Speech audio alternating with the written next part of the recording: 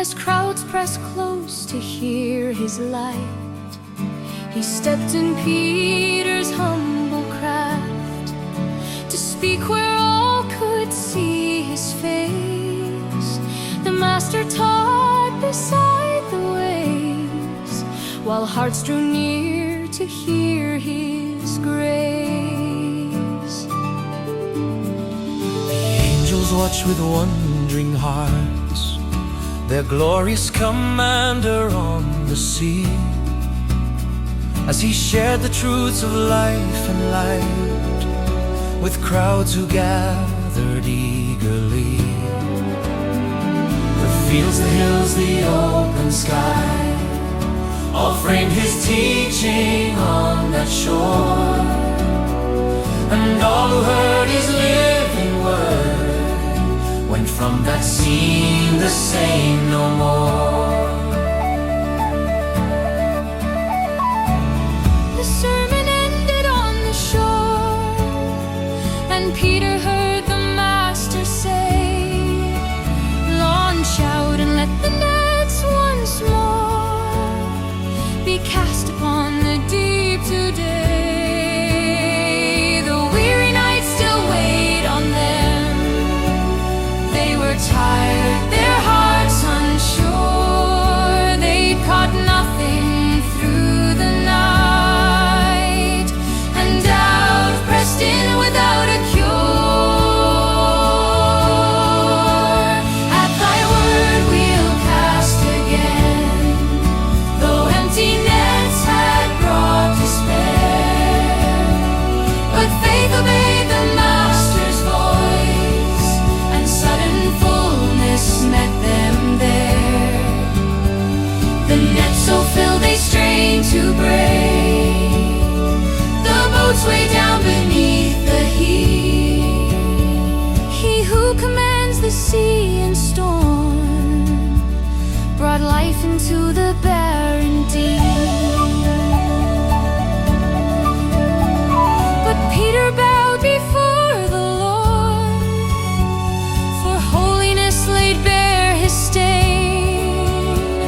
"Depart from me, for I am sinful," yet clinging felt he must remain. The Master answered, "Fear thou not, for grace had won his trembling soul. From henceforth you shall fish for men, the work of heaven as your goal." Their nets once empty through the night had mocked their skill and stirred their fear, but now his presence filled their hearts, and hope replaced what felt severe. They saw the power within his word, the miracle that swept across Galilee. And when he called them from the shore, they left their nets and followed willingly. He chose not men of lofty name, but workers humble, tried and true. He shaped their gifts with patient love, till minds and hearts were formed anew. The world called them unlearned and men, but heaven saw what they could be. For in his training they became like him in thought and purity. At thy word we'll cast again, his call still echoes far and wide.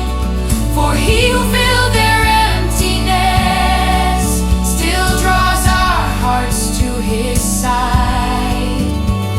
He gathers souls as once the fish